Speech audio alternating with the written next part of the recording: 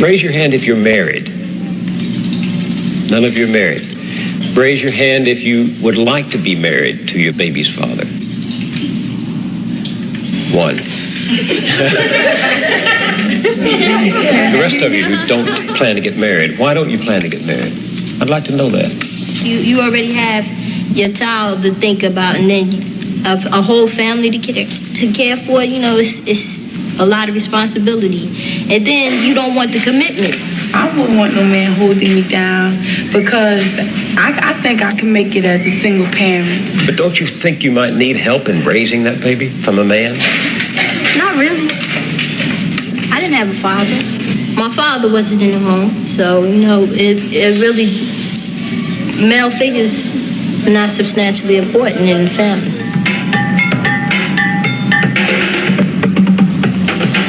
Thinking about holding up for no sex, my man. You know, if a girl, you know, she get having a baby, carrying a baby, hey, that's on her. You know, I'm not gonna stop my pleasures because of another woman. What about birth control? What about condom? Girls don't like them things. They don't like them things. Girl tell you to take them things off. They figure that you saying that they filthy or they dirty or something. It's been a startling change in values. 25 years ago, you would not have heard such things said so freely because they were not embraced so widely. The strong family was still the backbone of Black America, and 3 out of 4 children had both parents at home. That is true no longer. Most Black children are now growing up without their fathers. The result is a world turned upside down as children copy what they see and repeat what they learn. LaDawn said she didn't have a father in her home and doesn't think her children need one. She's not unusual. Half the Black families today are headed only by a woman. Clorinda said she could make it on her own as a single parent. She has never been married and is raising her daughter without a man's help. She's not unusual. Today, nearly 60% of all Black children are born out of wedlock. Timothy said his children are not his responsibility. He has left them to be supported by their mothers and welfare. He's not unusual either. For LaDawn and Clorinda and Timothy, and many more like them in cities all over America, the traditional family no longer exists. It has vanished, and something new is taking its place. Single women and the children they're rearing alone are the fastest growing part of the Black population. What becomes of the Black family in a world where the values are being turned upside down? If the parent is 17 and 18, uneducated, unmotivated, fooling around, wandering around, what's the child going to learn? Who's to teach him? When you learn something, you was taught by your parents. It was reinforced by school and your neighbors, but it was taught by your parents. Well, if the parents don't know anything, how are they going to teach the children? So it's not racism that I'm fighting right now. It's the lack of motivation. You see, I'm not even talking about racism. Maybe later on we'll get back to that. But I think we are destroying ourselves. This is Newark, New Jersey, one of America's inner cities. Inner city is a polite name for ghetto, as in Black ghetto. Those of us who don't live in the ghetto are brought here usually by television, and usually only when there are violent pictures to show. But we have to come here if you want to understand those fearsome statistics about the vanishing Black family. Now, a lot of white families are in trouble too. Single-parent families are twice as common in America today as they were 20 years ago. But for the majority of white children, family still means a mother and a father. This is not true for most Black children. For them, things are getting worse. Today, Black teenagers have the highest pregnancy rate in the industrial world, and in the Black inner city, practically no teenage mother gets married. That's no racist comment. What's happening goes far beyond race. Why then do so many teenage girls get pregnant and have children? Why do so many fathers abandon their families? The answers begin with the people here. They told us what happens to family when mothers are children, fathers don't count, and the street is the strongest school.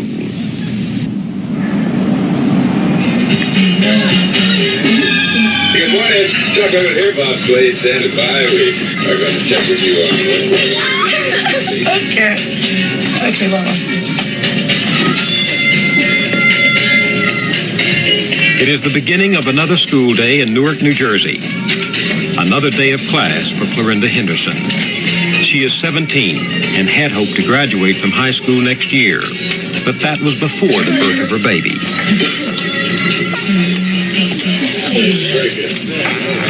I dreamed that having a little baby, you could just cuddle in your arms and just hug all the time. Kiss on it, smell it, because it's so sweet. I thought it'd be fun until I had her. The reality's different? The reality just punched me right in the eye. I had to pinch myself and see if I was here because I was like, this is too much. Clorinda was only 15 when she got pregnant with her daughter, Shaquana. She is not unusual. Half of all black teenagers become pregnant. Clorinda has never been married. She's still living with her mother at home, where she's raising her baby daughter. Clorinda goes to a special school for dropouts after she takes her daughter to a daycare center. She has 5th grade math skills and reads at a 6th grade level. When I got pregnant, I said, well, I'm going to have this baby, and she's not going to stand in the way of my education. I'm not going to let no one stand in the way of my education. I ain't going to be like these other girls, just drop out, can't get no job, no money, have to be on welfare. Ready. On the vocabulary. Bingo. Clorinda learned about birth control in sex education courses, but she still became pregnant. You think it was a mistake? Well, I'll say no, because I wasn't on any, birth control methods. Neither was he. And, we were sexually active, and what happened, it just happened. When you think back to that day when you learned you were pregnant, what went through your mind? Oh, gosh, I'm going to tell my mother. And I'm going to tell my mother she going to make me get an abortion. I was really scared, I think. Why didn't you want to get an abortion? Because I wanted his baby. What did you like about him? His legs. His legs? I got a thing for bow-legged boys. Bow-legged boys. I love them. They have some gorgeous legs. I just don't know. Darren Lyle is the father of Clorinda's baby. He is 18 and lives in central Newark. He dropped out of high school when he was 16. He has never held a steady job. I spend most of my time listening to the radio. I don't go to school, I don't work, I don't do nothing. Just like this killing time. Did you want to have a baby? Not really. It just happened. She just popped up pregnant. And I just... Were your friends impressed? A lot of, everybody was telling me, that, she looked just like me, and, she is kind of cute, kind of pretty. That was like, make me feel good. Sure. Do many of them have babies? That seems like that's all my baby doing around here is making babies and shit, making babies. Darren told us that in this neighborhood, it's easy to get involved with girls and easy to get into trouble. Darren has been arrested 5 times for stealing, suspicion of homicide, and for possession of a deadly weapon. When you were arrested for carrying a dangerous weapon, what was it? One of them big machetes. Machete? Knives and big knives. You mean you just carried it around with you? I used to bring it to school with me. That's hard to conceal that, isn't it? Nah, because I had like this blue coat. It was like a blue goose. I poked a hole in the pocket of it, and I used to put it right in there. Isn't that dangerous? That's the way stuff was going, like that's the way the people was acting towards me. So I felt like I needed a weapon. Because, it used to seem like, it's like a war, really like Vietnam. Have you asked Darren to help you with the baby? No, because I see he can't even help himself. He can't. It's pitiful to say that, but he can't. He wasn't prepared to be a father? No. And he still isn't. Were you ready to be a mother? Well, no. But now that I am, I just have to take it step by step. She not tender-headed. Clorinda relies on welfare to support Shaquana, but it's her mother, Gloria Henderson, who gets the check for the whole family. Gloria, 34, has never been married. She was a teenager when Clorinda was born. just as her own mother, Clorinda's grandmother, had been when Gloria was born. When you were pregnant, did you assume that you could turn to welfare for help after the baby came? Well, yeah, but I didn't have her just to collect welfare.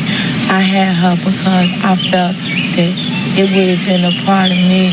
I would have had somebody to live for and also somebody to love and love me back.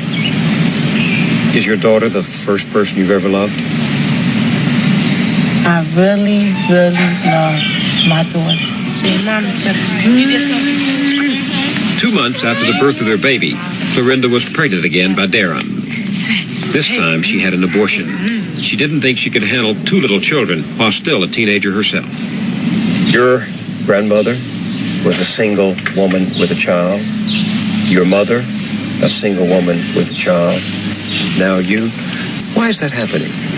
I really didn't plan on getting pregnant, but if I really had somebody to really sit down and talk to, like really express my feelings to them, I don't think none of this would have happened. And then when it did happen, my grandmother's like, I told you this, I told you this, tell me nothing. Nobody told Darren anything either. He too lives at home with his mother. Where's your father? Locked up. Locked up where? Main Street. What for? Fighting and shit. Fighting. Violence. Stuff like that. Had anybody ever told you what it is like to be a father? I like watching other older, that had What did you learn kids. from them? I learned that they take a lot of patience. Take a lot of patience. You have a lot of patience? I don't got a lot of patience. Clorinda doesn't always have a lot of patience either. You want to fight? No. Then don't ask me if I want to fight if you don't want to fight. Don't say to me. You got my course then. Come in now. Talk to you. You like going out like that. No, you went out. You shouldn't have said nothing to me. You done already pissed me off. What I do? 2 months after her abortion, Clorinda and Darren broke off their relationship. They see each other rarely now. Once in a while, Clorinda will take Shaquana to visit. Do you ever think about marrying Clorinda? Why not? I ain't thinking about that. Nah, that's the last thing on my mind. You ever feel depressed? I don't be like sad. I just be like frustrated. I be like really like frustrated.